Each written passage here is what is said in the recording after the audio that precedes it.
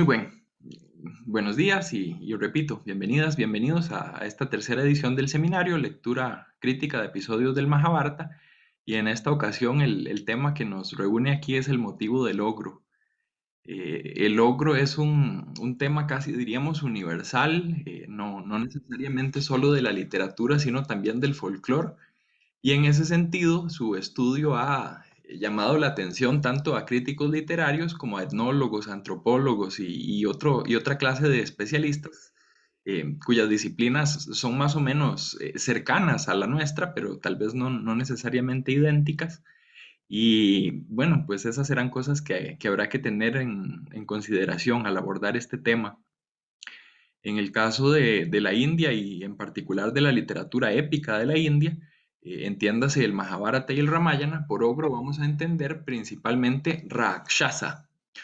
Un Rakshasa es un ser no necesariamente humano, más como hacia el ámbito divino, caracterizado por ciertos atributos, sobre todo físicos, gran tamaño, proporciones desmesuradas, ciertos rasgos un poco grotescos o que asustan un poco, y esto también complementado por ciertas actitudes de ánimo. Suelen ser personajes malignos, dañinos, y su principal atributo es que impiden los sacrificios brahmánicos. Son como los enemigos de los brahmanes en ese sentido, puesto que el sacrificio, bien lo sabemos desde la literatura védica, tiene que llevarse a cabo de manera muy puntual, como con cierta pronunciación, cierto orden, cierta estructura, y cualquier error, cualquier desviación, cualquier obstáculo o impedimento en ese desarrollo resulta problemático para alcanzar los fines que uno se pone como meta en el sacrificio.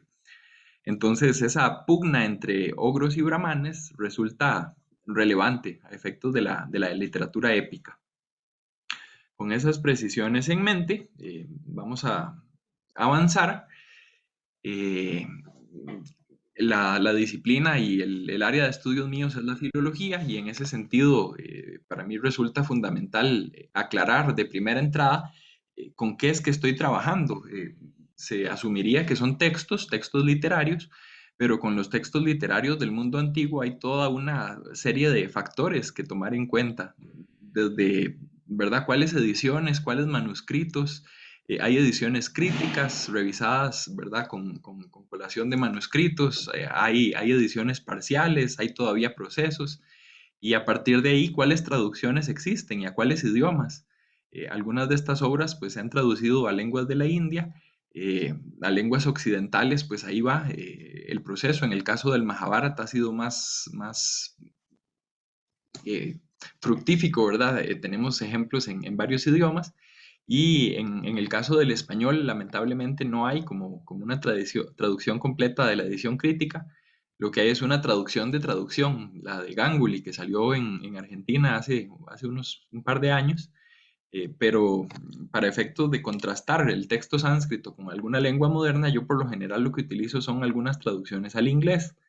En el caso del Mahabharata, la que es como más aceptada en la comunidad académica es esta de Van Buitenen, que lamentablemente quedó incompleta por defunción del autor y quedó únicamente hasta el libro 5 de 18, casi un tercio de la obra.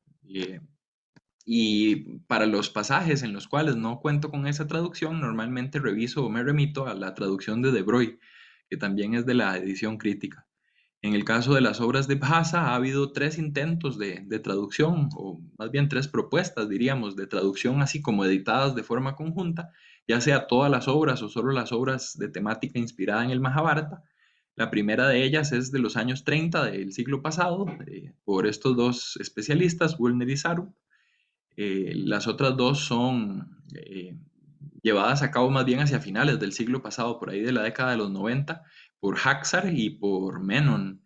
Después de revisar un poco y contrastar las tres traducciones, yo finalmente opté por esta, la más antigua, no por eso la menos buena. A mí me parece bastante apegada al texto y por eso es la que utilizo. En todo caso, yo, para efectos del seminario, les voy a estar proporcionando traducciones al español que son mías, más o menos ahí revisando estas al inglés y basándome en el texto en sánscrito, que es lo que vamos a trabajar. La idea es, hay historias sobre ogros en el Mahabharata, quizá tres de las más conocidas sean Vaka, Hidimba y Kirmira. Dos de esas son en las que nos vamos a centrar, que son Hidimba y Vaka, y la propuesta es que esas dos historias de ogros se fusionan en una única historia de ogros en una de las obras de teatro de Bhasa, que se llama Madhyama Vyayoga, el drama del medio. Y ese del medio hay que entender que es el hermano del medio, de los cinco hermanos Pándavas de la guerra del Mahabharata, que si recuerdan eran Yudhishthira, Bhima, Arjuna, Nakula y Sahadeva. En realidad, si tomamos en cuenta solo a los tres mayores, que son hijos de una misma madre, de Kunti, el que está en el medio de esos tres es Bhima. Entonces, Yudhishthira es el hermano mayor, Arjuna es el hermano menor y Bhima es el hermano del medio. Y este drama del medio es el drama de Bhima. Y es una historia que tiene que ver con Bhima y con Rakshasas. Y como les digo, la propuesta mía y lo que vamos a estar desarrollando en estas próximas 3 semanas es como esos dos relatos del Mahabharata, uno de Hidimba y otro de Vaka, se combinan en un único relato para esta historia de ogros en la obra de teatro.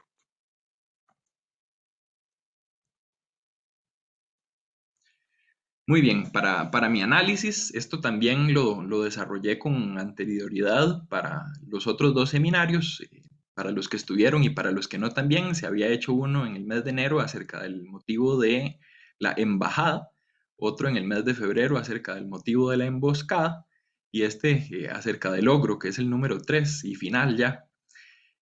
Para eso parto de la idea de que estos temas, de que estos elementos, de que estas estructuras dentro del texto literario corresponderían a lo que en algunos paradigmas de teoría de la literatura y crítica textual del siglo XX se llama o se llamó motivo literario. Hay varias propuestas de análisis del motivo literario y en concreto la idea que yo sigo o el planteamiento mío es que nosotros hablamos a nivel de un texto, sobre todo en el caso de la épica, que es el texto extenso y el texto base que después pasa al teatro, de temas. Entonces yo puedo decir que el tema del Mahabharata es la narración de una historia de un pueblo que tiene que ver con problemas de genealogía, luchas de poder y la destrucción de toda una generación de héroes. Ese sería como el tema del Mahabharata. Y dentro de ese tema hay motivos, que son como unidades o segmentos más pequeños, no unidades mínimas. Algunas escuelas de pensamiento consideran al motivo literario como la unidad mínima en literatura y no, ¿verdad? La propuesta que yo sigo es más como intermedia. Un motivo sería como una unidad textual más pequeña dentro de la del tema que desarrolla una idea completa con características o con elementos. Eh, la embajada, esa visita en el contexto de la guerra al otro bando para ver qué está pasando, si se puede llegar a un acuerdo de paz, que tiene discursos, que esos discursos tienen a veces narraciones insertadas, que hay una reacción positiva o negativa y que después viene la guerra que era de esperarse. Todos esos elementos con todos esos detalles que acabo de enumerar más o menos serían el motivo de la embajada. Igual la emboscada, esa idea de que durante la noche se lleva a cabo un ataque que tal vez no era esperado, que implica como cierto secreto, como cierta forma de pelear que no es la habitual según las normas del Código de Conducta Guerrero, es como una forma alternativa en la cual es importante la astucia, el ingenio y que resulta en conseguir información relevante sobre la posición de los enemigos. Igual, todos esos elementos que acabo de enumerar constituirían ese segmento textual que representaría una emboscada. Y entonces dentro del Mahabharata hay una o varias emboscadas. Dentro del Mahabharata hay una o varias embajadas. Dentro del Mahabharata hay uno o varios ogros. Para esto me baso un poco en la propuesta de este teórico francés Bremont, que delimita las características del motivo a partir de estas preguntas. Yo que tengo la formación en el mundo de lo clásico de Grecia y Roma, suelo utilizar muchísimo la retórica como punto de referencia y la retórica también se basa en preguntas similares como para situar o contextualizar las cosas. Cuándo, dónde, cómo, por qué, ¿verdad? Todos esos elementos le dan a uno como claves para insertar un elemento textual dentro de una obra literaria. Los divido más o menos en elementos previos, elementos durante el desarrollo y elementos ya como repercusiones a partir de ese desarrollo, que serían A, B y C. Esa es como la reestructuración mía de esas preguntas de Bremont. Y en realidad las preguntas que él formula son 7, yo las reduje a 6, como a 6 elementos o a 6 detalles, y así es como estoy estructurando estos motivos. En los seminarios anteriores creo que simplemente presentaba el esquema y no había hablado de esta formulación teórica, entonces hoy tomé un momento para desarrollarla. Entonces, ¿en qué ocasión ocurre ese segmento textual? ¿Quién es el protagonista? ¿Cuál es la acción, el acontecimiento? ¿Qué es lo que está haciendo? Con respecto a quién sería el adversario o el objeto. Y ahí ya vamos imaginándonos un poco las cosas. Normalmente este motivo de logro tiene que ver con el viaje. Entonces, la ocasión sería un viaje. ¿Quién sería un héroe? Normalmente el héroe es el bueno y el ogro es el malo de las historias, y estos son relatos tradicionales o populares dentro de esto que mencionaba del folclore, o también son relatos dentro de una obra literaria. ¿Qué es lo que hace? Pues normalmente enfrentarse. ¿A quién? Al ogro. Entonces el enfrentamiento del héroe contra el ogro, ahí ya como con esos distintos elementos vamos perfilando un poco más a qué se referiría esta idea un tanto abstracta de motivo del ogro o motivo literario del ogro.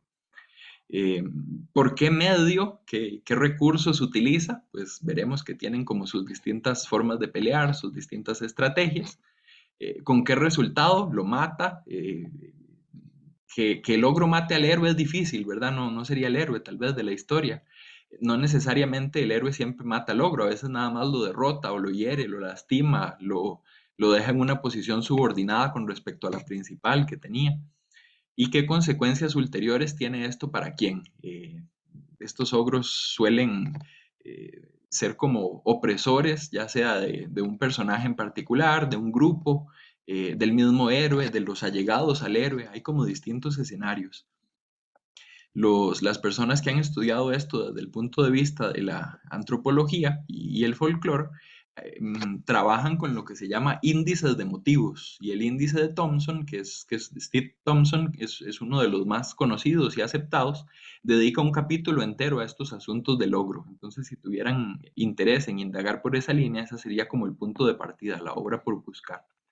Yo, insisto, no me decanto por esa área, yo me voy a la filología y a los textos, y mi propuesta es un poco más concreta, que dentro de todo ese repertorio, casi podríamos decir universal, de relatos sobre ogros, hay uno muy particular que tiene esta serie de características, que cumple con estos 6 o 7 elementos, que lo convierten en un motivo literario, no en un motivo folclórico. Y este motivo literario pasa de la obra épica a la obra de teatro. ¿Cómo trabajo yo estas dinámicas? Parto del hecho de que el texto épico cuenta como con cierto estatus dentro de una tradición literaria, integra o, digamos fundamenta las bases para lo que va a venir a ser después un canon en esa tradición literaria, representa como cierta dinámica de autoridad y admiración con respecto a los escritores que vienen después, y esos escritores buscan inspiración y reelaboran elementos de la épica en el teatro, adaptan de la épica al teatro. Esa es la terminología que voy a estar usando a lo largo del seminario. Obra fuente o texto tradicional y obra adaptada o adaptación, en el sentido de pasar de un registro a otro, no necesariamente de la literatura al cine, como diríamos, tal vez es la forma más comúnmente conocida de adaptar, sino de la épica al teatro, de un género literario a otro género literario. Y eso pasa en el caso del Mahabharata y de este autor de teatro Bhasa, que situamos más o menos en el siglo segundo o siglo tercero de la era común. El texto del Mahabharata sería anterior por lo menos en uno o dos siglos, más o menos, ¿verdad? Este asunto de las fechas en el mundo antiguo y en el contexto de la India es más o menos problemático. Muy bien, a partir de esa exposición teórica y que puede servir para introducir lo que vamos a desarrollar en el seminario, les concreto ya de qué se trata este motivo en el contexto de la India. En realidad mi propuesta es un poco más ambiciosa que lo que presento solo aquí en el seminario. Seguramente me habrán escuchado mencionarlo en ediciones anteriores. Mi idea es que este motivo en realidad es un motivo que estaba en el mundo griego primero o en el mundo de Grecia y Roma, y que a partir de ahí, muy probablemente por algún contacto cultural de esos que se establecieron de época de Alejandro Magno en adelante, viajó, no como motivo folclórico, insisto, sino como motivo literario, como texto que se conoció de alguna forma, se tradujo, se leyó, se recitó, lo que sea, y pasó del mundo grecorromano a la India. Entonces, si yo aplico esta descripción, estos parámetros que tengo aquí, por ejemplo, a la historia de Odiseo y Polifemo, que tal vez sea de ustedes conocida, van a ver que también los elementos calzan y coinciden con esa otra versión, con ese otro motivo literario también de un ogro. Entonces, la idea sería, ¿cuál es la ocasión? Una guerra. Después de la guerra, esa es la historia de Odiseo, ¿verdad? Viene la guerra de Troya y después es que se encuentra con Polifemo. En el caso del Mahabharata, todavía no ha tenido lugar la batalla de Kurukshetra, cuando los Pándavas están deambulando por el bosque y se encuentran primero con Hidimba y después con Vaca. Mientras viaja, les decía que ese motivo del viaje es importante, el lugar por donde viajan también es relevante. Las aventuras de la Odisea, si la han leído, son por el mar, ¿verdad? Va de una isla a otra Odiseo. En el caso del Mahabharata son viajes o aventuras por el bosque. Ese es como el espacio de transformación en la épica de la India. ¿Quién? Esa era la siguiente pregunta. Entonces tenemos al héroe.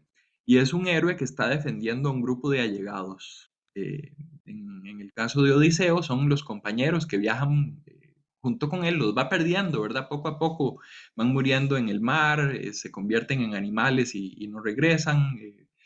Algunos se emborrachan y se cae del techo, ¿verdad? Por ahí se van quedando perdidos. En el caso del Mahabharata, ninguno se queda perdido. Todos logran sobrepasar los distintos retos y mantenerse como núcleo, como grupo. Son los 5 hermanos. Y cuando digo aquí héroe, de esos 5, al que estaría yo como seleccionando y tomando así en una parte es a Bhima. ¿Cómo, verdad? ¿Cómo justifico eso? Algunos autores, tal vez el primero que debería citar es Dumézil. Seguramente conocerán su teoría de las 3 funciones en los pueblos indoeuropeos. No es esa, ¿verdad? La propuesta que yo estoy haciendo. No estoy diciendo que como lo griego es indoeuropeo y lo indio es indoeuropeo, entonces seguramente los dos están replicando un modelo antiguo. No es por ahí por donde voy.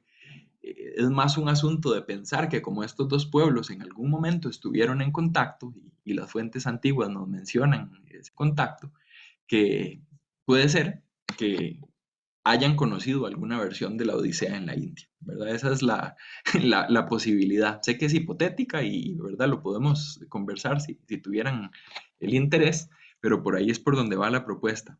Y les decía, ¿cómo seleccionar a Bhima? Pues Yudhishthira no, a pesar de que yo estaría de acuerdo en que es el protagonista del Mahabharata, algunos expertos como Alf Hiltebeitel han propuesto que el Mahabharata es la historia la función del Mahabharata es instruir o educar a Yudhishthira y por eso es que pasa lo que pasa y por eso también es que escucha las historias que escucha y permite combinar muy bien esos dos niveles de acción y narración que tiene el Mahabharata. Pero a pesar de que él es el protagonista, el rey, no diríamos que es el héroe. El rey y el héroe no necesariamente son la misma persona en los relatos. Y las figuras heroicas que nos presenta el Mahabharata son, sobre todo, creo que podrían estar de acuerdo conmigo en esto, Bhima y Arjuna. Cada uno tiene como su forma de pelear. Arjuna es el mejor arquero y hay relatos ahí enteros de cómo se enfrenta a otros arqueros, con Karna, con Ekalavya, eh, ¿verdad? Son numerosos. Incluso dentro de estos seres fantásticos o sobrenaturales, el más importante es los Gandharvas. Y mi argumento va en ese sentido. Arjuna pelea con Gandharvas de forma similar a como Bhima pelea con Rakshasas.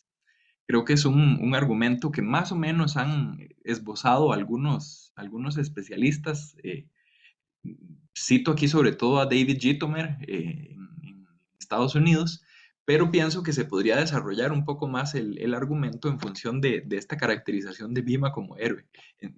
Consistentemente en estos relatos de Vaka, Hidimba, Kirmira, el protagonista es Bhima. En cambio, en otros como Chitrasena y otros Gandharvas es Arjuna, y eso se podría revisar. Muy bien, pasando a B y ya al contenido como al centro, al desarrollo de la acción, el enfrentamiento es con un ogro y ese ogro es antropófago. Eh, Pongo ahí un ogro o 2 ogros porque en el contexto de la India estoy tomando a Vaca y Hirmira, en realidad, perdón, a Vaca y Hidimba, estoy excluyendo a Kirmira, más tarde seguramente explicaré por qué, pero la idea es que es uno o varios, es un ogro, un grupo de ogros, incluso en la misma Odisea está Polifemo, que es el principal, pero hay como otros ogros que viven ahí atrás y que incluso al final del episodio aparecen. Es esa escena muy famosa de Nadie, ¿verdad? ¿Quién me hirió? Si han leído la Odisea o conocen un poco, sabrán de qué hablo. Y el rasgo característico de estos ogros y lo que me permite hacer esa conexión de unos con otros es que son antropófagos.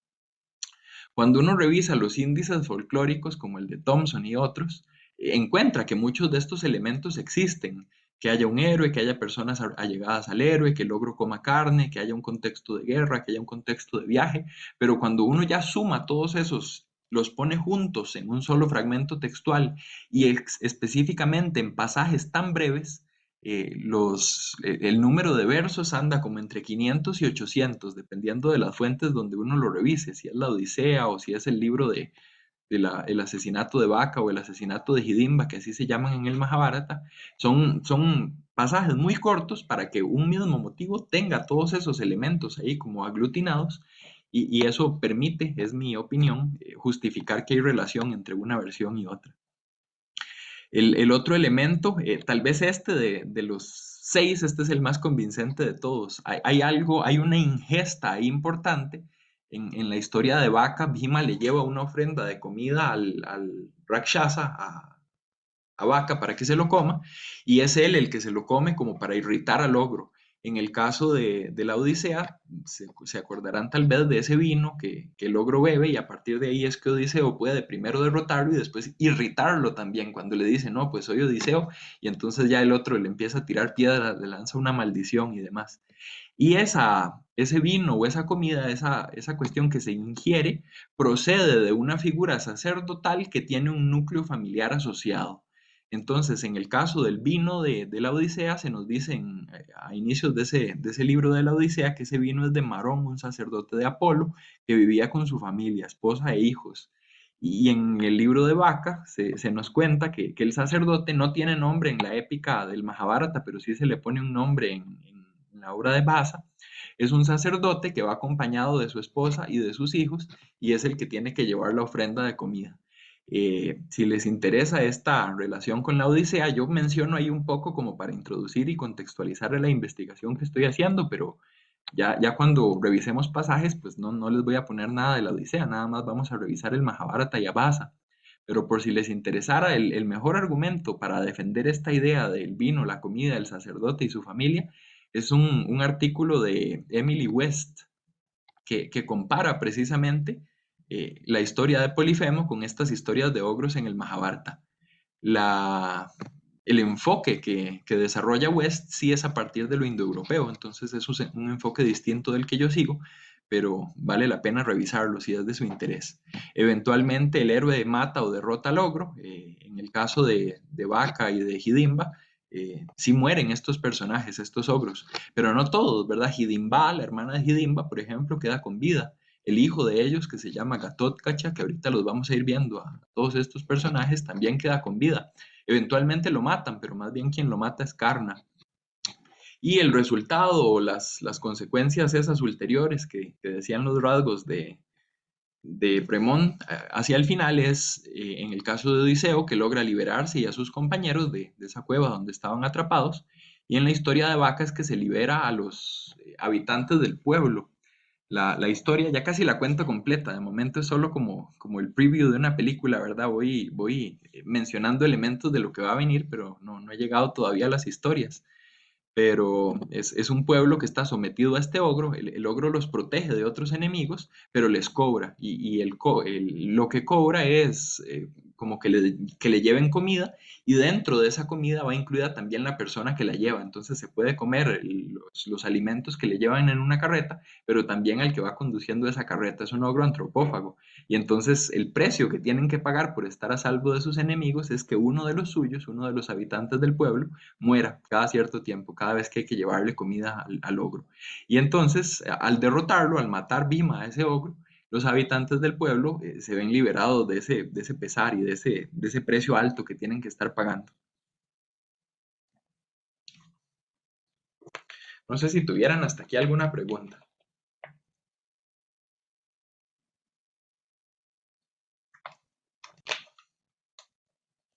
Bueno, avanzo entonces, vamos a contar las dos historias. Estas son las historias de las que voy a estar presentando citas. Estas son las historias que se van a retomar en la obra de teatro. Entonces es importante por lo menos tener una idea, tratar de recordar de qué se tratan esas historias. Vamos a llamarles historia uno y historia 2. La historia uno, las dos son del Mahabharata, sí, son dos historias de ogros del Mahabharata. La historia uno tiene dos hermanos que se llaman casi igual, Hidimba y Hidimba.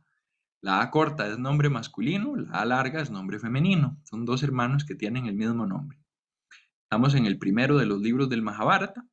Ya ha habido un intento de parte de los primos de matar a los Pándavas en un episodio famoso que se llama La quema de la casa de Laka. Si no la han visto a estas alturas, les recomiendo la película de Peter Brook, el Mahabharata, por lo menos para tener una noción de qué se trata el texto, conocer a grandes rasgos la historia. Y esta es una rivalidad de años, ¿verdad? Entre estos dos bandos de primos. Hay varios intentos ahí de matarlos. Ese de la casa de laca es famosa. La laca es inflamable, entonces por eso precisamente se utiliza como forrar esa vivienda, dejar a los hermanos ahí adentro, a los primos, perdón, y eventualmente intentar que mueran quemados, incinerados. Ellos logran escapar de esto y van al bosque, y en ese momento, digamos, después del intento de asesinato, cuando están viajando por el bosque, son solo ellos cinco y su madre Kunti. Entonces tenemos cinco personajes masculinos, todos ellos jóvenes, todos ellos hermanos, se llaman los Pándavas, y un personaje femenino, más bien anciano o por lo menos mayor, que es Kunti, es su madre. Cuando estamos en el bosque, ellos están durmiendo ahí, simplemente descansando a la intemperie en algún lugar que encuentran, y por ahí merodean los rakshasas. Ese es su ámbito de acción, el bosque. Los rakshasas cerca de donde haya brahmanes, en lugares alejados como los bosques, y sobre todo en el momento del día cuando se pone el sol, en la noche es cuando aparecen mayormente estos personajes, los rakshasas o los ogros, ¿verdad? Con la traducción que estamos utilizando.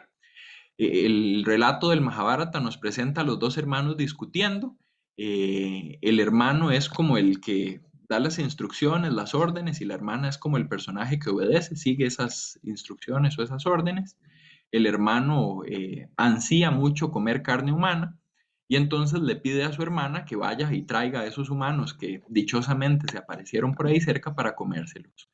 Eh, Asumimos por el contexto que la hermana también come carne humana. Él es que ahorita van a leer los pasajes, incluso dice como que se le hace agua a la boca donde ve a esos humanos de solo imaginarse lo rico que van a saber cuando se los coma. En el caso de la hermana, pues la forma de presentar los acontecimientos del texto es como que se los van a cocinar entre los dos y se los van a comer entre los dos. Entonces asumimos que ella también es antropófaga. El detalle, esta siguiente viñeta es importantísima porque este elemento lo tenemos en la obra de épica, pero lo vamos a eliminar en la obra de teatro. Hidimba, la hermana, se enamora de Bhima. Que los rakshasas, mujeres, o digámosle rakshasis, que es la forma femenina, se enamoren de los héroes, también es algo común en la literatura épica. Un solo ejemplo, si han leído o conocen el Ramayana, tal vez se acuerden de Surpanaka, este personaje que primero se interesa en Rama, después en Lakshmana, y como que se burlan de ella y más bien le cortan la nariz. Por eso precisamente es que ella va y busca a Ravana y, ¿verdad? Viene todo ese enfrentamiento, toda esa pugna entre ellos después. Entonces, algo similar es lo que tenemos aquí con Rakshasis y héroes en el Mahabharata. Vamos a ver, ella se debate a nivel interno. ¿Qué es más importante? Eh, a quién se debe más una como personaje femenina? Más o menos por ahí es por donde va ese debate mental de Hidimba. ¿A mi hermano o a mi potencial esposo? No, ¿verdad? Ni lo ha conocido y ya ella está como imaginándose casarse con Bhima. Ese es como el interés que tiene. Eventualmente sí, ¿verdad? Se van a unir, incluso van a tener un hijo y hacia eso es hacia lo que va la historia. Pero de primera entrada ella se plantea como este debate, este dilema, y se decanta por el esposo. Esa unión de mujer y esposo vale más que la otra unión de mujer y familia materna o paterna, familia de donde viene, de procedencia. Entonces deja de lado la orden de su hermano, va e intenta conquistar a Bhima, Y el desenlace de esta primera de las dos historias de ogros es el siguiente. Bhima mata a Hidimba, al ogro hombre, al hermano. Después se casa con Hidimba. El texto menciona ahí que Yudhishthira les da como el visto bueno, la venia para que se casen. Van y tienen unión amorosa en distintos puntos del bosque, como que recorren todo el bosque. No tenemos claro como cuánto tiempo pasa, pero es algo, no mucho, no mucho tiempo. Y eventualmente nace este Gatotkacha. Vamos a leer ahí en los pasajes que vamos a comentar también que la forma de nacer los rakshasas es muy curiosa. El mismo día que conciben, dan a luz las rakshasis. Entonces, no, periodo de gestación, un día, ¿sí? Es muy breve. Y además, el hijo que les nace, a pesar de que es como un recién nacido, tiene ya la apariencia de un jovencillo. Entonces, no es todavía un adulto, pero ya es un muchacho, digamos. Y todos esos elementos los vamos a ver también ahí en los pasajes que vamos a comentar. Y ese Gatotkacha va a ser clave después para la guerra del Mahabharata, sobre todo para el enfrentamiento que van a tener Arjuna y Karna. Eh, Karna tiene esta es otra de las obras de teatro de Bhasa, por si les interesan, se llama El pesar de Karna. Karna tiene un arma con la que puede derrotar a Arjuna. Indra lo convence de que se la dé a cambio de un arma nueva que solo va a poder usar una vez. Y él dice, bueno, con una me basta, yo solo quiero ganarle a Arjuna. Pero resulta que este Gatotkacha es casi invencible durante la guerra y entonces Karna, por así decirlo, desperdicia su arma en este Gatotkacha y entonces ya no es invencible y finalmente Arjuna lo logra derrotar. Son como una historia paralela. El Mahabharata siempre es eso, ¿verdad? Es esa jungla de historias que se van convirtiendo en otras historias y uno se sumerge y se deja ir, ¿verdad? Por esa jungla. Y volviendo aquí a esta primera de las dos historias de ogros, entonces los hermanos y su mamá se van de ese espacio, esta esposa de Bhima se queda viviendo ahí, se queda criando a su hijo, a Gatotkacha, entonces la ogresa, ¿verdad? Y el ogro joven juntos en el bosque, la madre y los 5 hermanos siguen caminando y llegan a una ciudad. En la ilustración, la escena que aparece ahí es Bhima dándole muerte a Hidimba.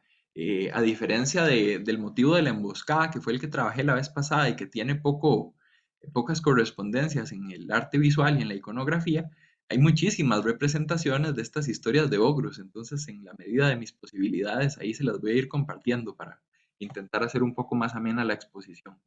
Si ven, ahí en el fondo hay 4 varones, serían los 4 hermanos que acompañan. Bhima es el que está ahorcando al ogro. Y las formas de pelear con ogros, los combates también son muy característicos. Este irse al cuello y a la cabeza es una forma de pelear propia de los ogros. Incluso en la descripción, es el pasaje más largo de los que traigo. No sé si nos dará tiempo de verlo hoy o si no el jueves, pero viene como muy específico en cuál parte del cuello y cómo es que se le debe atacar esa cabeza cuando Hidimba está planeando atacar a Bhima. Y más bien se invierten los papeles, lo que él planeó hacerle al otro es lo que le termina pasando a él. Bhima viene y lo ataca y finalmente lo parte por la mitad. Esa escena no la tenemos ahí en la imagen, pero sí nos la dice el texto literario. Como que lo levanta así en alto, lo baja contra su rodilla y lo quiebra en dos, lo parte en dos, lo parte por la mitad y la obra de teatro se llama el del medio o el de la mitad. Yo también tengo ahí mis teorías de por qué una cosa va hacia la otra. Más adelante lo podemos conversar. Esa es la primera historia. Entonces, Hidimba, Hidimba, estamos en el bosque, el ogro manda a la ogresa que se los traiga para comer, ella se enamora de Bhima, de ellos dos nace un hijo que se llama Gatotkacha, que sería mitad héroe y mitad ogro. Entonces va a tener cosas malas, va a tener cosas buenas y también esa doble faceta, esa doble naturaleza la vamos a encontrar y a retomar cuando estemos comentando los pasajes. Espero que con eso les quede ahí como la imagen de esta historia 1. Historia 2. Esta historia viene, si se fijan en los numeritos arriba del capítulo, perdón, del libro y de los capítulos, la historia de Vaca viene justo después de la historia de Hidimba. Terminan, ¿verdad? Dejan a Gatotkacha ahí, se despiden, van caminando un poco, se encuentran con Vyasa, el autor del texto literario que aparece como 34 veces en todo el Mahabharata para guiar y para decirle a los personajes qué hacer y qué no hacer y les dice, vayan a una ciudad que se llama Ekachakra, la de un solo círculo. Emily West tiene una hipótesis ahí que a mí me parece fabulosa sobre por qué ese nombre de la ciudad y todo lo que pasa en esa ciudad se relaciona con el de un solo ojo, con Polifemo en el mundo griego. Insisto, por si quisieran investigar un poco más por ese lado. Pero entonces, en esta segunda escena, en esta segunda historia de ogros, que viene justo después de la otra, dice ahí, tras el encuentro con Hidimba, ya no estamos en la selva, sino que estamos en la ciudad. Todavía tenemos a los 5 hermanos y a la mamá, pero ya no son ellos mismos, sino que son ellos disfrazados. Esto de disfrazarse es algo que también les toca hacer más de una vez para poder huir de sus primos. Les pasaba, por ejemplo, en el libro de Virata, en el motivo de la emboscada que comenté el mes anterior, y se quedan con un brahman. Entonces, ellos mismos, que pertenecen al estamento social de kshatriyas, de los nobles, guerreros, reyes, príncipes, etcétera, te hacen pasar por brahmanes, estudiosos, letrados, sacerdotes, religiosos, etcétera. ¿Sí? Entonces, se quedan en casa de un brahman, se disfrazan ellos mismos de brahmanes y la historia nos cuenta, no pongo ahí todos los detalles, pero les agrego los que puedo y los que creo que pueden ser relevantes, que la forma de vivir y de subsistir los brahmanes es mendigar, pedir limosna, vivir de lo que les dan los otros. Son como los que han renunciado a lo material y entonces dependen de que los sustenten los otros.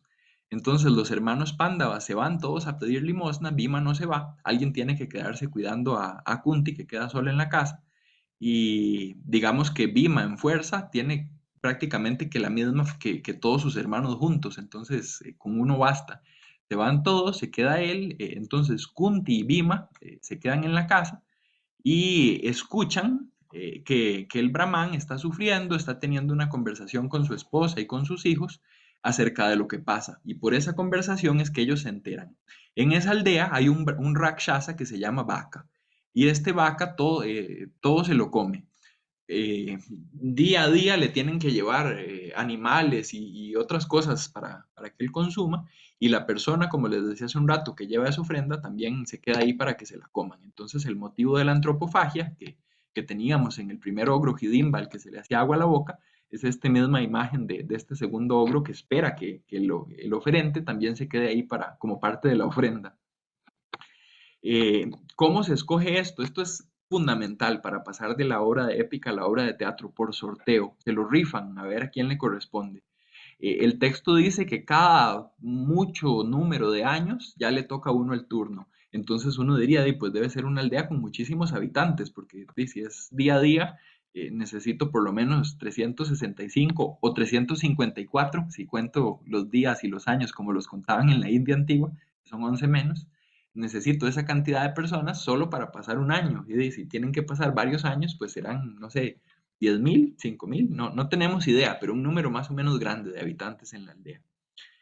Eh, si, si alguien no cumple con esto, eso le acarrea problemas. Y resulta que da la casualidad que el día este en el que ellos, los hermanos, se fueron a pedir ofrendas, limosna, Bhima se quedó con Kunti, ellos escucharon por lo que está sufriendo este Brahman y por lo que está conversando con su esposa es porque ese día le toca ir a él. ¿Y qué hago yo? El sustento de la familia. Si me voy, dejo sola a una esposa y a unos hijos muy pequeños que todavía no pueden valerse por ellos mismos. Es la mentalidad india, ¿verdad? Y el contexto. Si no voy, entonces soy irrespetuoso. ¿Y aquí, qué hago? Podría mandar a mi esposa, podría mandar a mis hijos. Cada uno se ofrece y tienen ahí toda una discusión de por qué una esposa no debe ir, por qué un hijo mayor no debe ir, por qué un hijo pequeño no debe ir. ¿Qué pasa si el que va es un hijo del medio? Y esa será la pregunta que va a desarrollar la obra de teatro. Entonces, todo ese debate también, como para intentar ahí tenerlo más o menos en mente. Yo sé que será difícil recordar todos los detalles, pero por lo menos tener un poco noción de cuáles son las historias que vamos a estar comentando para entrar ya a los pasajes. Le corresponde a esa familia ofrecer la víctima. Los Pándavas se enteran, como dijimos, por casualidad. Ese asunto de la fortuna, la suerte, la casualidad es algo recurrente también en los relatos. ¿Por qué ese día se fueron todos? ¿Por qué el que se quedó fue Bhima?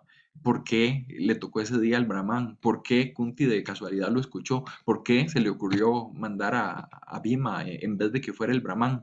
Esa es la solución que al final se les ocurre. En vez de que vaya usted, Brahman, deje que vaya mi hijo. Igual es alguien de la familia, por así decirlo, se está quedando en la misma casa y Kunti bien sabe que Bhima puede fácilmente derrotar a un Rakshasa. Eventualmente vuelven los hermanos cuando Yudhishthira se entera, está como un poco inconforme con que Kunti haya mandado a Bhima Y vieran qué curioso el pasaje. Yudhishthira dice, usted tan poco precavida, como falta de ingenio, eh, critica muchísimo a su mamá por la decisión que ella tomó y después de que conversan un rato dice, bueno, no, si usted tenía razón, en realidad Vimas iba a poder, en realidad sí había que haberlo mandado. Como que empieza en la postura equivocada y después poco a poco ya va y se acomoda en la correcta. Es esa idea que les decía hace un rato de que Yudhishthira aprende del Mahabharata. Eventualmente, como ocurrió con Hidimba, este vaca muere. En la primera historia eran dos ogros, una historia de amor y nace un hijo. En esta segunda historia es solo un ogro con una familia, ahí un complemento de un brahman con su esposa y con sus hijos. Para evitar ese sorteo, entonces Bhima se ofrece a ir y las dos terminan en la muerte del ogro. Esos son nuestros dos relatos. Y esos dos relatos, esa es mi propuesta, y ya con eso iniciamos el análisis de las citas. Esos dos relatos se combinan en un solo relato en la obra de teatro.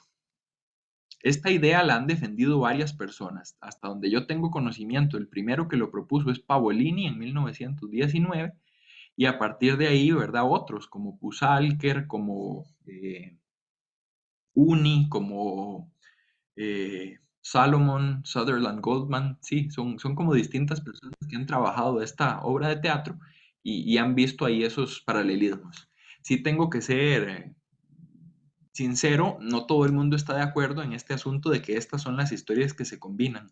Hay una persona, por lo menos, y es una de las grandes especialistas de las obras de Basa en el mundo, una alemana que se llama Heidrun Bruckner, y ella propone que más bien es una de estas historias con un texto védico, ¿sí? Con otro precedente igual dentro de la literatura de la India, pero que remonta a algo más antiguo. Entonces existen como las dos posibilidades. Yo sigo esta en concreto de que la idea es combinar dos obras de Bhasa, perdón, dos pasajes del Mahabharata, disculpen, en una sola obra de Bhasa, de estas obras de teatro.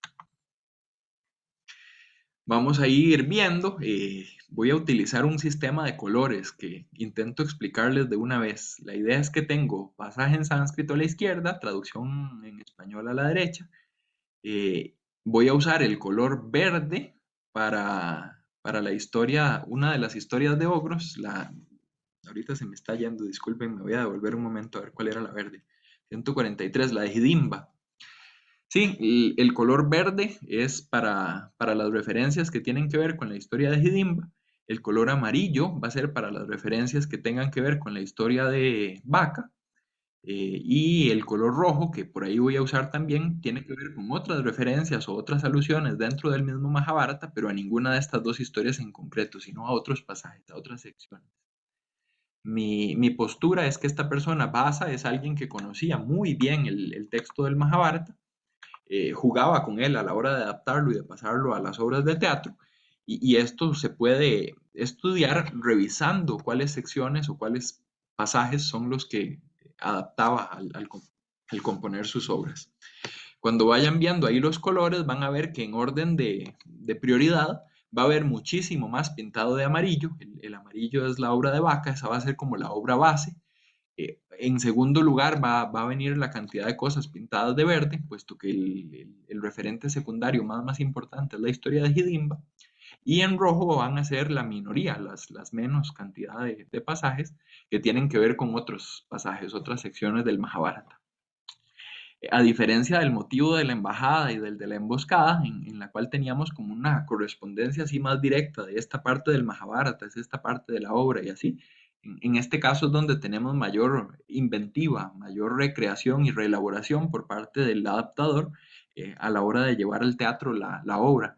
Y pienso yo que una forma valiosa de abordar eso es como jerarquizar, ¿verdad? En cuáles pasajes se inspira más, en cuáles un poco menos y en cuáles todavía menos, como para entender un poco más las técnicas estas de adaptación del autor. Habiendo hecho esa breve introducción, entonces empezamos con los pasajes.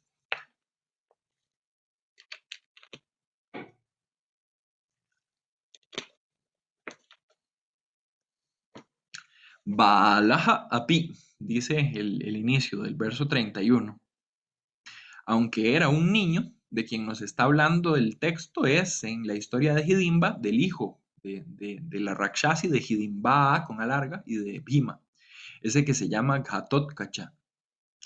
Y de lo que está hablando con respecto a ese Ghatotkacha es de su nacimiento, esa forma particular que tienen los Rakshasas de nacer como ya siendo adultos.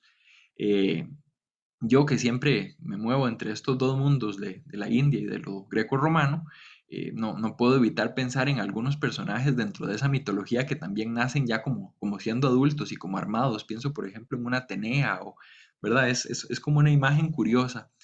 Algunas de las razas de los hombres en el mito de las edades de Síodo también.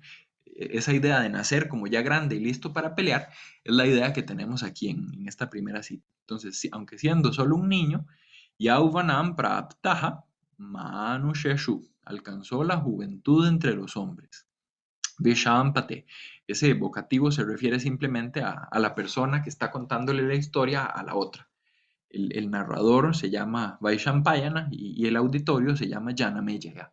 El Mahabharata es una historia que alguien le está contando a otra persona, entonces vienen por lo general esos vocativos por aquí y por allá. Sarva Astreshu Param Viraha Prakarsham Agamad Bali. En todas las armas, gran preeminencia obtuvo el poderoso héroe. Viraja Bali. Vean que Viraja es el calificativo que se le está poniendo al hijo. Este es un personaje cuyo padre es un Viraja, pero cuya madre es una Rakshasi. Entonces es como mitad y mitad, parte héroe, parte ogro. Aquí se nos está calificando en la parte positiva porque para poder manejar armas, tener preeminencia, destacar en esas cosas humanas, pues esa será como la herencia paterna. Sigue el verso 32. Sadhyahi garbham rakshasyaha labhante prasavanticha. En efecto, en un mismo día, aquí la palabra clave en este verso es sadhyaha.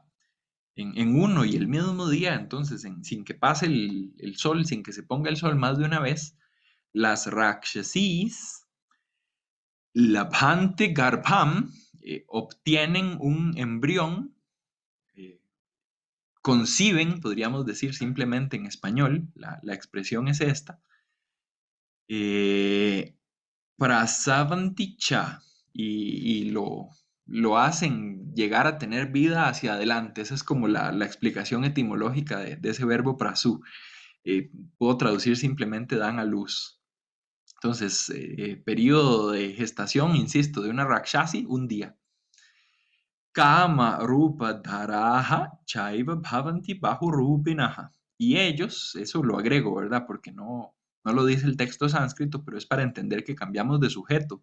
Ya no nos está hablando de ese sujeto femenino como en el hemistiquio anterior, sino que ahora las palabras vienen en masculino. Ya no está hablando de rakshasis, sino de rakshasas, de rakshasas, varones, o, ¿verdad? Machos, no sé, dependiendo de si se les considere más o menos humanos. Entonces, llevando la forma deseada, ese dhara es como portar o llevar, como uno lleva la ropa o en este caso como lleva la apariencia. Rupa es la forma y kama es el deseo, entonces es la apariencia que yo quiero. Llegan a ser bhavanti bahu rupinaha, unos cuya rupi es bahu, cuya forma es múltiple, multiformes, le puse ahí en español. Los rakshasas cambian de forma. Esa facultad de asumir otra apariencia también está como asociada con ciertos personajes. En la misma Odisea pienso en un Proteo, un Polifemo no, ¿verdad? Los ogros no tienen en el mundo griego esa facultad de cambiar de forma, pero sí es algo característico de los rakshasas. En algunas de las ilustraciones que traigo hoy van a ver más o menos cómo se ven o cómo se imaginaban que se veía un rakshasa. Casi siempre son grandotes. Ese es como el primer rasgo que llama la atención. Y a partir de ahí, pues pueden cambiar de forma. Eh, lo que queda ahí remarcado es lo verde y ahorita vuelvo sobre eso si hace falta. En la otra historia, recuerden que son dos. Lo verde es la de Hidimba y esto amarillo es la de Vaca. En esta parte amarilla vemos un pasaje de esa otra historia que dice Nahi yogam prapashyami, pues no veo la manera, yenamuchyayam apadaha, mediante la cual pueda escapar de mi infortunio. Interesante ahí, ¿verdad? Ese sentido de yoga como manera o medio o método, ¿verdad? No algo específico, sino como una forma de hacer las cosas muy general. Lo traduzco como manera, es una de sus acepciones. Putra Dharena Vasardham Pradraveyama Namayam. Entonces, o pueda, ¿verdad? No veo la manera en que pueda esto o pueda esto otro. Sardham, en compañía de o junto con Putra Dharena.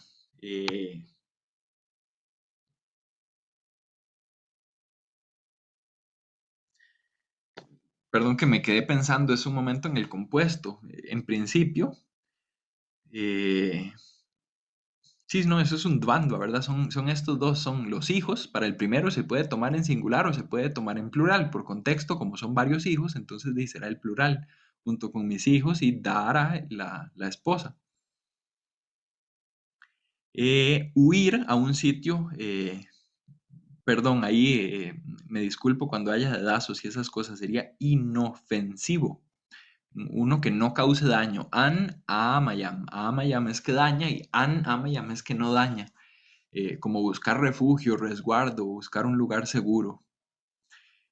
¿Cómo puedo escapar de esto y cómo puedo llegar o alcanzar un lugar seguro junto con mis hijos y con mi esposa? Entonces, si en la primera historia lo que estamos destacando es esa unión del héroe con la Rakshasi, ese nacimiento el mismo día de un hijo que ya parece un adolescente, que tiene las características de un Rakshasa porque cambia de forma y que tiene también las características de un Vira porque maneja las armas.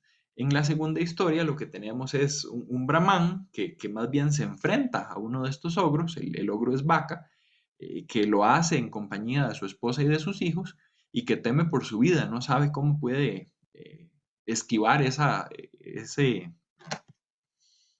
peligro que le trajo la fortuna. Si yo combino esas dos historias en una sola, llego aquí. Este es Madhyama Vyayoga, el drama del mediano, la obra de teatro de Basa.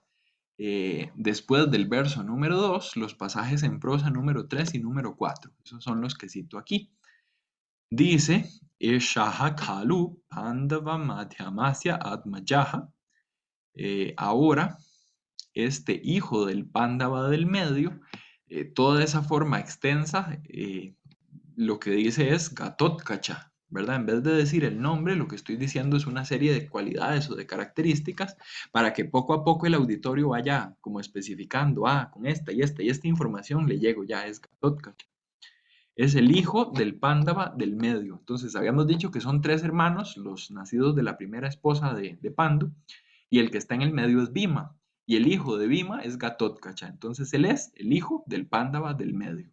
Vean que ahí hay un juego dentro de la misma obra de teatro con el título de la obra de teatro. Que aparezca por ahí la palabra Madhyama, no sé si pueden ver la flechita, pero este Madhyama es el medio y ese es el nombre que tiene la obra de teatro.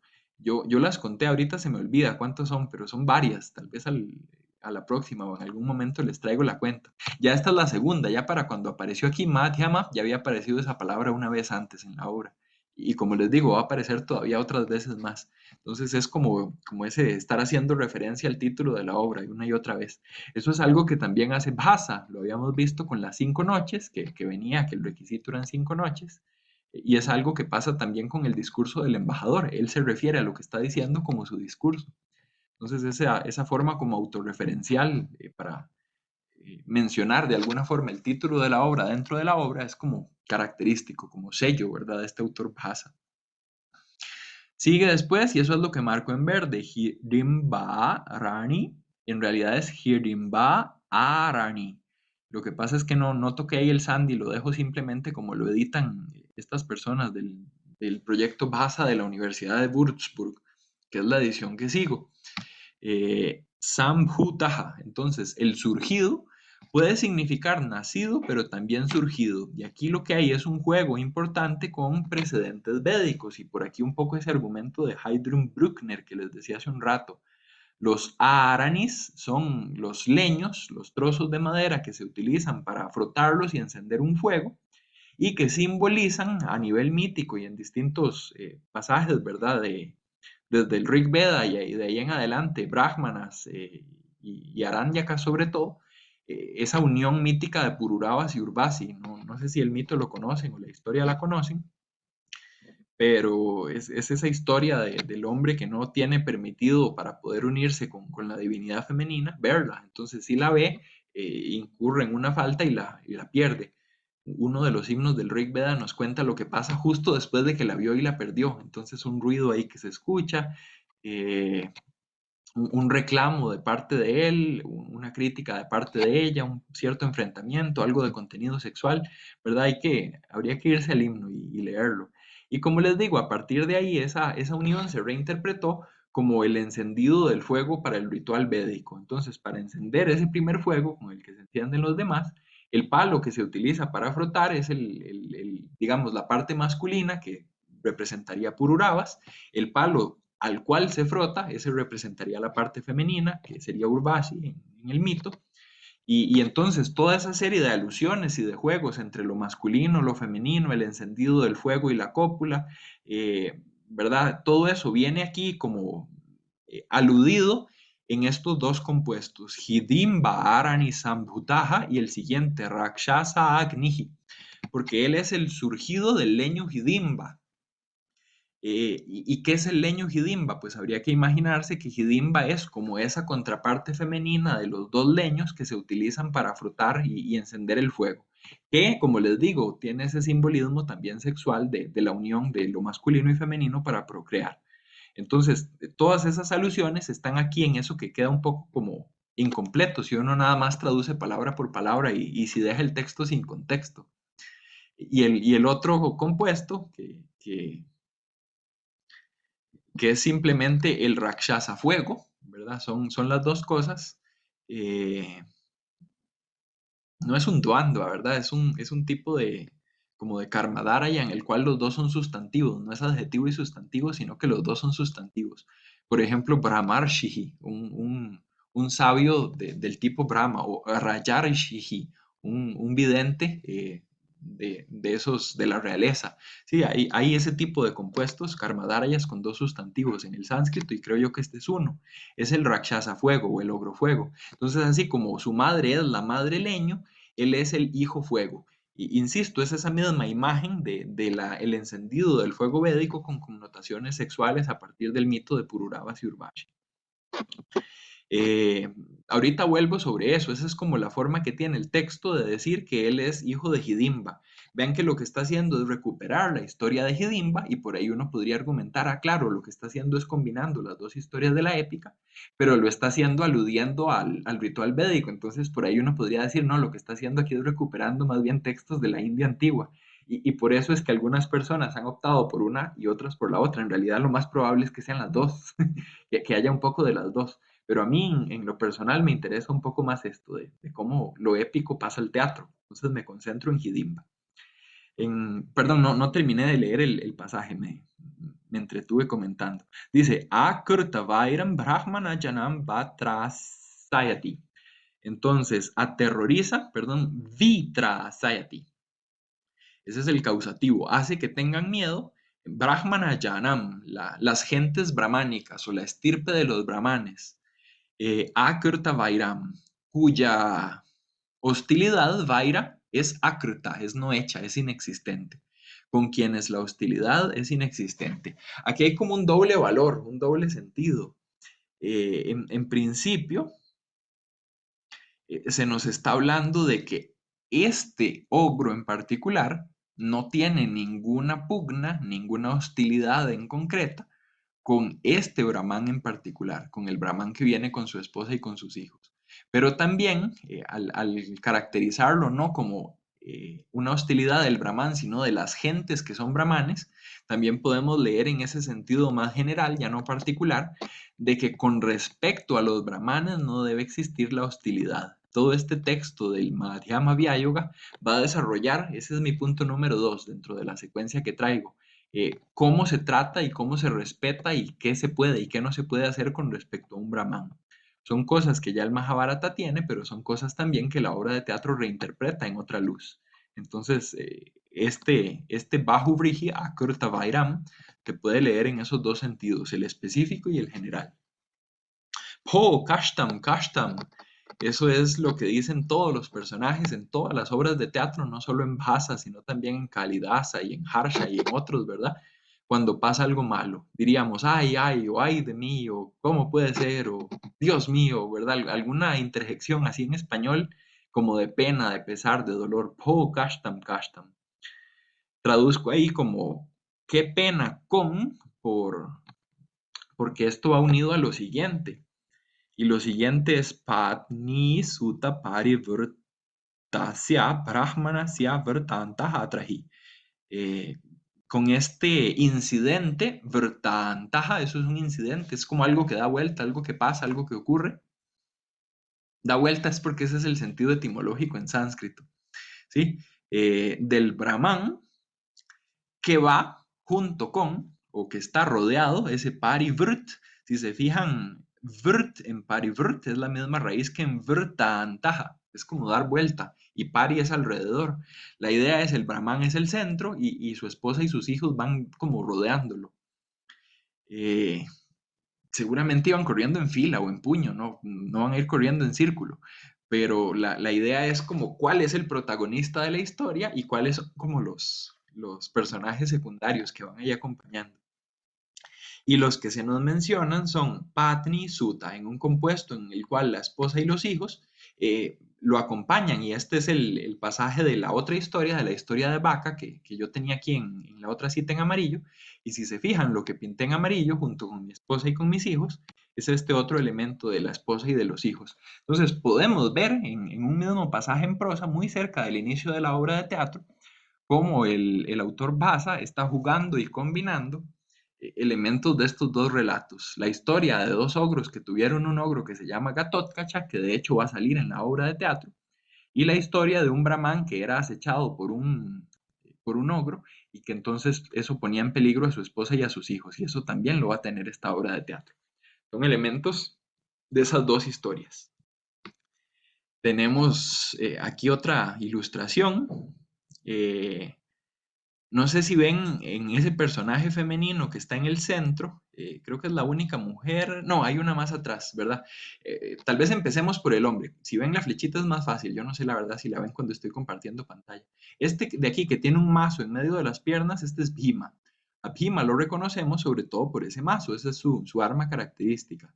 Aquí está sentado junto a su esposa, esta sería la escena de los dos esposos juntos. Esta de aquí es Hidimba, es una Rakshasi. ¿Cómo la reconocemos en la iconografía? Si se fijan en la oreja, es como puntiaguda.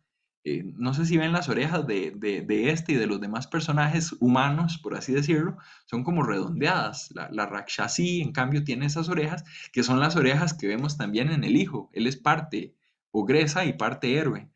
Entonces, tenemos como esos elementos, esos atributos. Esta mujer de edad más avanzada que está en medio de los dos sería Kunti, y estos que son cuatro hacia el otro lado serían los cuatro hermanos Pándavas que hacen falta. Y el de la izquierda, habría que pensar que este es un casi recién nacido, que nos decían que recién nacidos eran prácticamente ya adolescentes. Este es Gatotkacha. Entonces, después de un día de haberse casado, es esa idea de representar en una pintura como varios momentos, porque en el centro estaría como la boda, pero ya tienen que haberse casado para tener al hijo ahí a la par. Entonces, son como los dos momentos juntos y la facilidad que hay para combinar y fusionar esos dos momentos en uno solo nos la proporciona el mismo texto literario que dice, para los rakshasas eso pasa sadhya, en un solo día, no tiene que pasar más de un día. Sí, creo que no hay nada más de aquí que necesitara comentar. Tal vez los dientes, en uno de los pasajes vamos a ir a ese asunto de los dientes, no sé si le ven estos colmillos, así como muy salidos de su boca, cómo se le ven los colmillos a los rakshasas, eso es algo también que desarrollan los textos literarios y que podemos comentar en las citas. Muy bien, yo insisto que trabajo con lo de Grecia y Roma, viendo cómo funciona con respecto a lo de la India. Traigo a colación este término que se utiliza para estudiar el teatro romano, que se llama contaminatio. Eh, Uno que habla español, una lengua que viene del latín, de una vez eso le suena contaminación. y no quiere decir que las obras de teatro latinas estuvieran sucias, ¿verdad? O contaminadas, sino que lo que tienen es como mezcla de varios elementos. Contaminatio, definido ahí por Brown en una enciclopedia de términos técnicos de estudios literarios romanos y, bueno, grecorromanos en realidad, define eso como una palabra moderna para referirse al procedimiento empleado por Terencio. Terencio es ese que aparece con la ilustración a la derecha, es un autor del teatro de Roma. Y él mismo en los prólogos de sus obras, por lo menos en 2 de las 6 conservadas, nos dice que sus críticos y sus competidores le cuestionan el hecho de contaminar sus obras.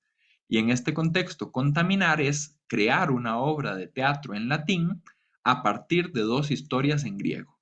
Mi propuesta sería que lo que tenemos en Bhasa es contaminar o crear una obra de teatro en sánscrito mezclando dos historias en sánscrito también.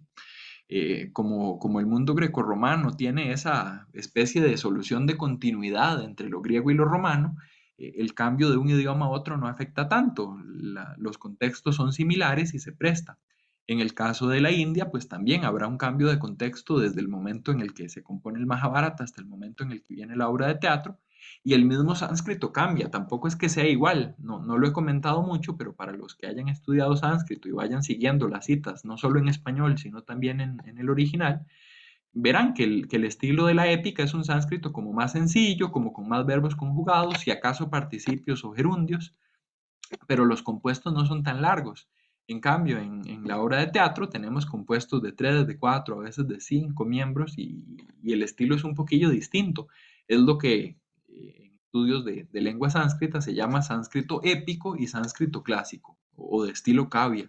Entonces, igual habría un cambio en el registro lingüístico, habría un cambio también en el contexto literario, habría una fusión de 2 historias en una, habría un precedente y un texto adaptado, habría una serie de elementos que yo identifico y lo que estoy aquí simplemente siguiendo una pista que quedó incompleta. Decir que Basa hace contaminatio es algo que hizo Pavolini desde 1919 en su introducción a la traducción al italiano de Basa, de Madhyama Vyayoga, del hermano del medio. Desde que él lo dijo, que yo sepa, nadie más como que le dedicó más cabeza. Tal vez me equivoco y no lo haya encontrado, pero no he encontrado alguna referencia de alguien que desarrollara esto de si puede o no ser contaminatio, el caso de Basa.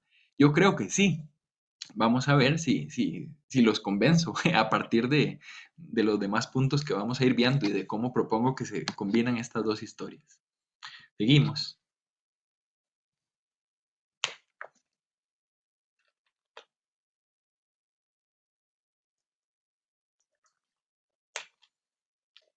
El siguiente punto tiene que ver con eso que les decía hace un rato, de cómo se trata a los brahmanes en la obra.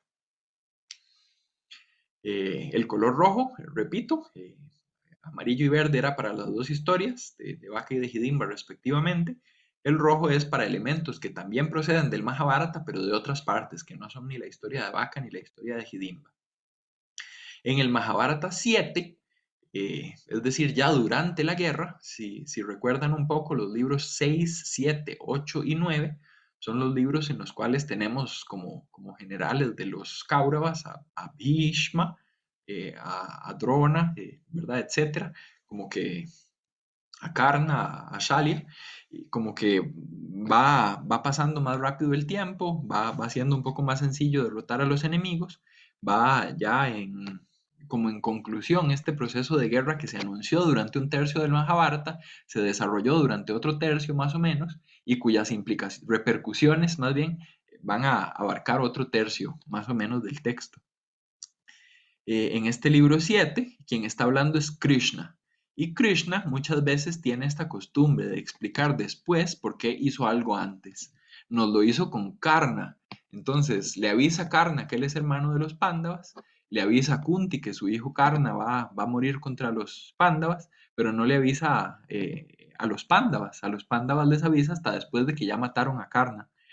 Lo mismo pasa aquí, este Gatotkacha va y se enfrenta precisamente con Karna, se muere, Gatotkacha muere en los capítulos un poquito más atrás, creo que es hasta el 155 o 154, en este momento no preciso exactamente, hasta ahí llega el libro menor que se llama el del asesinato o la muerte de Gatotkacha.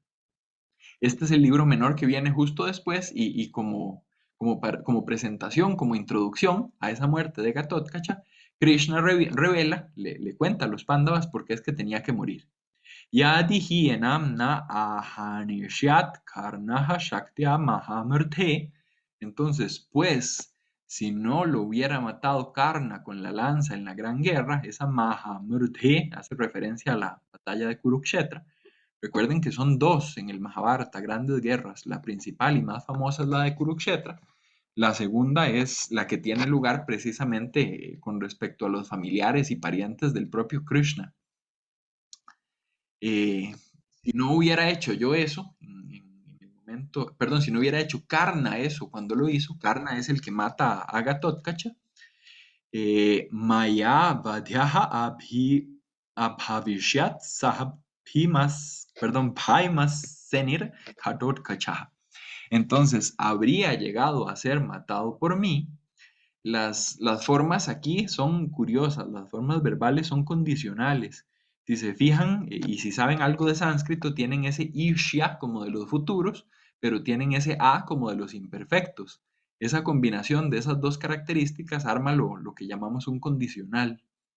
Entonces, si no lo hubiera matado Karna, lo habría matado yo. Eh, a ese Bhaimasenir, a ese hijo de Bhimasena o de Bhima, a ese que llamamos Gatotkacha. ¿Por qué? Y aquí viene la explicación. Mayana nihataha purvam ishaha yushmat priya ipsaya. Por mí este no fue matado antes, y ese es mi mejor esfuerzo de traducir un compuesto un poco extraño.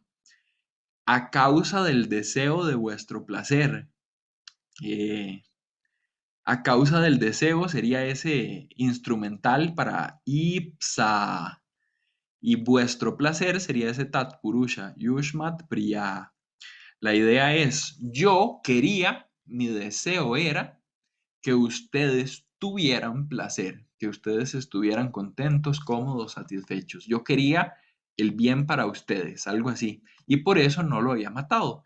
Es el hijo de Bhima, para ustedes es un sobrino, ustedes son como mi familia. Yo no quería hacerles un daño, no quería hacerles un mal, yo estaba buscando su placer. Por ahí es por donde va ese compuesto un poco extraño. Creo que el problema es ese ipsa del final, que no nos da una forma como fácil de traducirlo literalmente en español. Shahahi Brahmana Dveshi Yachnya Dveshi Cha Rakshasaha. En efecto, este Rakshasa era, suena raro, pero lo busqué y sí existe. Odiador es el que odia en español. Era odiador de los brahmanes y odiador de los sacrificios. Dvesha es odio y dveshin es el que tiene odio. Son esos adjetivos sustantivados derivados de otros sustantivos. Y lo que odia es a los brahmanes y lo que odia es a los sacrificios. ¿Por qué habría un hijo de Bhima de odiar a los brahmanes y a los sacrificios? Porque no es solo hijo de Bhima, perdón, es hijo de Bhima y de Hidimba. Y los rakshasas pelean, pelean con los brahmanes, interfieren en sus sacrificios. Es lo que habíamos dicho a la introducción de esta clase de hoy. El hecho de que este Gatotkacha no fuera del todo bueno, sino que tuviera también sus cosas malas, por así decirlo, justifica y hace más fácil, a posteriori, ¿verdad? Ya una vez que murió, entender por qué es que tenía que haber muerto. Estaba ahí para cumplir una función. Su función era que Karna desperdiciara esa arma que le dio Indra, matándolo a él y así no pudiendo entonces matar a Arjuna. Pero aparte de eso, ¿verdad? Sería muy cruel nada más crearlo para que viniera a morir gastando el arma. Entonces, como para justificar un poco por qué es que tenía que haber muerto, siendo del bando de los buenos, en esta época del Mahabharata los buenos hacen cosas malas y los malos cosas buenas, este Gatotkacha odiaba a los brahmanes. Como les digo, esto es algo que se nos menciona en el momento de su muerte. En el Mahabharata aquí brincamos desde la cita anterior cuando nació hasta esta cita segunda cuando murió y dejé por fuera toda la vida, de todo lo que pasó en el medio. La razón de eso lo explico. es porque voy ordenando las citas de acuerdo a cómo van apareciendo los temas en la obra de teatro. Por eso es que sí les presenté como el resumen y la exposición completa de las historias épicas al inicio, para intentar que no sea muy confuso para ustedes. En este caso, entonces, odia a los brahmanes. ¿Odia también a los brahmanes en la obra de teatro? Esa sería la pregunta y esa sería la siguiente cita. Dice el propio Gatotkacha, esta es una de las primeras veces que habla, en el verso 9, cerca del inicio de la obra de teatro, dice, Janami, lo sé, Sarvatra Sadacha, en todo lugar y en todo momento, Nama, por cierto, o sin duda, Dviyotamaha, Uttama es el mejor, ya es nacer y Dvi es dos, entonces los mejores entre los nacidos dos veces, si tienen un poco de conocimiento de esta cultura, los nacidos dos veces son los que tienen esa iniciación. Los brahmanes la tienen, los kshatriyas también, los vaishyas también, solo los shudras no. Pero los mejores entre los nacidos dos veces son los brahmanes, son los que están ubicados más arriba. El hecho de que en vez de decir brahman digan mejor entre los nacidos dos veces, ya hay ahí como un reconocimiento de autoridad. Y aparte de eso, dice que son Pujatamaha. Puj es honrar. Puja es un participio de futuro pasivo que debe ser honrado. Eh, Funciona también como adjetivo. Y como adjetivo entonces puede llevar el sufijo de superlativo, tama. Entonces son los que deben ser más honrados prutivyam en la tierra. Este Gatotkacha venera y honra y sabe que debe ser honrado más que nada y de mejor forma que nadie, un brahman. Este Gatotkacha del Mahabharata era Brahmana Dveshi. Es una inversión total de odiar a los brahmanes a respetarlos como lo más alto, como lo que está por encima de cualquier tipo de veneración. La obra invierte el personaje de Gatotkacha, resalta su faceta positiva por encima de la negativa, su filiación con respecto a Bhima más que su filiación por parte de Hidimba, y de paso también exalta a los brahmanes. Esa exaltación de los brahmanes está en ciertas partes del Mahabharata, no está en estas obras de Vaka y de Hidimba que comentábamos hace un rato. No quiero irme por esa línea de interpretación que busca un poco ponerle año concreto o por lo menos siglo concreto a las obras de teatro a partir de cómo se trata o qué se menciona o no se menciona de los brahmanes. Algunas personas se han dedicado a hacer eso y yo no, ¿verdad? No es la línea de interpretación y de lectura mía de estas obras. Yo simplemente veo aquí un énfasis con respecto a los brahmanes que responde a otras formas textuales dentro del Mahabharata, no a las mismas. Entonces es esa combinación y ese manejo amplio del texto. Sigue la cita, Akaryam etat chamaya adya karyam matuhu niyogat apanita shankam. Entonces, no sé si ven ahí en el sánscrito Akaryam frente a Karyam, la primera palabra de la primera línea y la primera de la segunda línea. Ahí hay un juego, ¿verdad? Entre acción, lo que debe ser hecho, lo que no debe ser hecho, es la negación. Yo propongo esa propuesta. Perdón, yo propongo esa traducción. Hoy debe ser hecha por mí esta acción indigna, cuya duda es alejada. Esa es mi traducción para el Bahuvriji Apanita Shankam. Shanka es duda y Apanita es que se lleva lejos. Entonces, yo logro apartarme de toda duda, no tener dudas con respecto a esta cosa que estoy haciendo, a pesar de que sé que es una cosa que no debe ser hecha, es una karyam, que es akaryam, una acción indigna de ser hecha, y la forma que tengo yo para justificarme a mí mismo, como para no tener ese problema de estar en lo correcto o no, es la causa de esto, ni yogat, ese es un ablativo de causa, es el mandato matuhu de mi madre. Como a la mamá hay que hacerle caso, no sé si recuerdan, pero esto es algo también que el mismo Mahabharata desarrolla. ¿Por qué los Pándavas tienen todos una misma esposa? Porque cuando Arjuna la logra conseguir en el certamen, llegan y le cuentan a Kunti, sin decirle qué es, viera lo que conseguimos, compartan, los manda a decir la mamá como buena mamá que sabe que los hijos a veces se pelean, y entonces ese compartan es compartan a la esposa. Esa es una de las justificaciones que nos da el Mahabharata. Hay varias, ¿verdad? Está la historia de los 5 Indras, hay como más de una versión de por qué son 5 5 esposos y una sola esposa, pero una es el respeto a la madre. Entonces, esa idea de respetar a las madres es una idea que está en el Mahabharata. Esa idea de que los brahmanes son lo primero está en otras partes del Mahabharata. Esa idea de que uno puede justificar por qué está haciendo una cosa que tal vez no es la mejor cosa que debería haber hecho, está de hecho en este mismo pasaje del Mahabharata que acabo de citar. Krishna dice, tal vez lo mejor no era haber matado a Gatotkacha, yo quería el bien para ustedes, pero había que matarlo por odiaba a los brahmanes. Aquí Gatotkacha estaba diciendo, había que hacerlo por le estaba haciendo caso a mi madre. Y aquí viene el inicio del que sería el tercer punto, que es quién manda a quién a hacer qué. En la obra de teatro es un hermano que manda a una hermana con un encargo. En el Mahabharata, en la obra de teatro, ya en la adaptación, es una mamá que manda a un hijo. Entonces como que se redistribuyen las funciones, se reacomodan y vemos que para hacer ese reacomodo se está jugando con dos historias del Mahabharata, una más que la otra, y se está jugando también con otros pasajes, con otras partes del Mahabharata. Este es Gatotkacha listo para ir a la guerra. Eh, quien lo está como consagrando o preparando ese es Krishna. Yo asumiría por contexto y porque tiene un arco ahí, supongo que Gándiva en el hombro, ese que está a la par es Arjuna. Tienen ahí el carruaje, entonces habría que ver si después se van a subir ahí para ir a tener la conversación de la Bhagavad Gita. Y pueden ver ahí el tamaño, incluso están como en una montañita para estar más o menos a nivel de la cara de este ogro, y aquí ya no es un jovencillo, ya no es un adolescente, aquí sí ya ha pasado el tiempo, ya no estamos en el libro primero, que es cuando nació, aquí estaríamos como en el libro quinto, más o menos, que es cuando ya están terminando de alistar los ejércitos, o tal vez incluso a inicios del sexto, que es cuando precisamente Arjuna y Krishna se suben en el carro y tienen la conversación esta de la Bhagavad Gita. No sé si ven igual en la caracterización como ciertos rasgos toscos, la gran estatura, su ropa un poco más asociada al entorno salvaje, lo de las orejas que habíamos dicho que es como puntiaguda. A mí me llama la atención ahí la indumentaria que lleva, es como arco, flechas y espada. Yo le hubiera puesto un mazo tal vez, ¿verdad? Para asociarlo más con Bhima.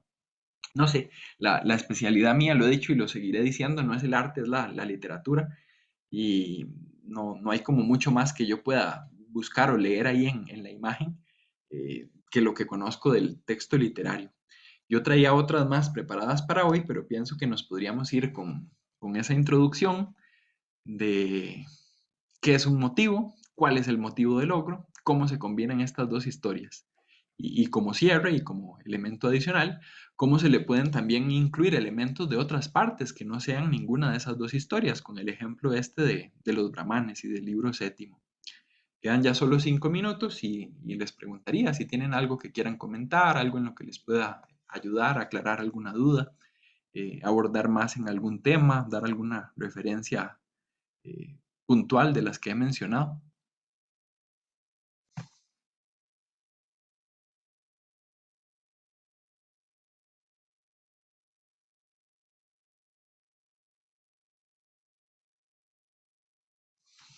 Si están ahí, no se fueron. Oís que son poquitos. Aquí estamos, profesor. Muchas gracias, maestro. No, con todo gusto. Si no tienen Aquí andamos. Muchas gracias. Con todo gusto, sí. Si no tuvieran nada que preguntar, pues por lo menos espero que haya sido de provecho la exposición, que hayan sacado ahí algo útil. Y como les he dicho en otras ocasiones, si aunque sea con estar conversando esto, los motivo a que lean el Mahabharata, busquen a Vasa, pienso yo que ya es ganancia. Es un autor en realidad no tan conocido dentro de la literatura sánscrita. A veces incluso se le ha criticado como cierta cualidad o cierto nivel estético inferior con respecto a grandes maestros como Kalidasa y así. Yo veo muchas cosas buenas aquí, yo no lo descartaría de buenas a primeras, de entrada. Pienso que amerita por lo menos dedicarle un poco de estudio y de atención. Profesor, yo quería comentar algo que me recordó la preferencia de Hidimba. También se ve tal vez en otras obras, ¿verdad? De la cultura, de la literatura grecolatina, Me recuerda cuando Ariadna refiere a Teseo, Ujú, a su hermano el Minotauro, ¿verdad? claro. Sí, sí. También cosas que me trajo a la mente cuando los 5 hermanos se disfrazan de mendigos, me recuerda también cuando Odiseo, cuando retorna a su hacienda, se transforma también en mendigo y que solo su perro Argos lo reconoce, porque ni siquiera Penélope lo reconoce, ¿verdad? Ujú. Son aspectos que me hizo recordar, como que hay correspondencia también en la literatura y en esas historias, ¿verdad? Sí, no, muy valioso el aporte, las contribuciones, pienso yo que las dos muy pertinentes y ninguna de las dos la había pensado yo. En el caso concreto mío, que estoy tratando de ver cómo se podría ver el motivo literario, este específico, que es la historia de un ogro en la que pasan estas y estas y estas cosas, relacionada en estos dos entornos, ¿verdad? Mi corpus es en realidad un poco más grande. Yo tengo el pasaje de la Odisea donde está Polifemo, una obra de teatro que se llama El Cíclope de Eurípides, el pasaje del Mahabharata donde están Vaca y Hidimba, la obra de teatro que se llama El drama del mediano, y yo veo esa historia con toda esa serie de elementos, con todos esos rasgos, de manera así constante en todo ese corpus. Pienso yo que al nivel o en el plano en el que va mi investigación al respecto, esta serie de elementos que por fortuna tenemos en todas las versiones posibles, en épica y teatro, en griego y en sánscrito, es como el mejor argumento a favor de ver si de verdad hay alguna posibilidad. No pretendo yo probar nada o llegar así a la respuesta definitiva de que esto es, como les digo, muy probablemente incluso sea una combinación de varios elementos, pero sí por lo menos que uno de esos elementos es lo griego y la mención esa en concreto de disfrazarse de mendigo, la considero muy valiosa y se la agradezco mucho porque por lo menos valdría la pena ir a revisar, a ver si es viable unido a lo demás que estoy estudiando. Yo creo que no lo había mencionado antes, normalmente es la doctora Phillips la que les dice eso, que se encarga de cosas más administrativas. Voy a detener la grabación, les agradezco mucho y ya con esto cerramos.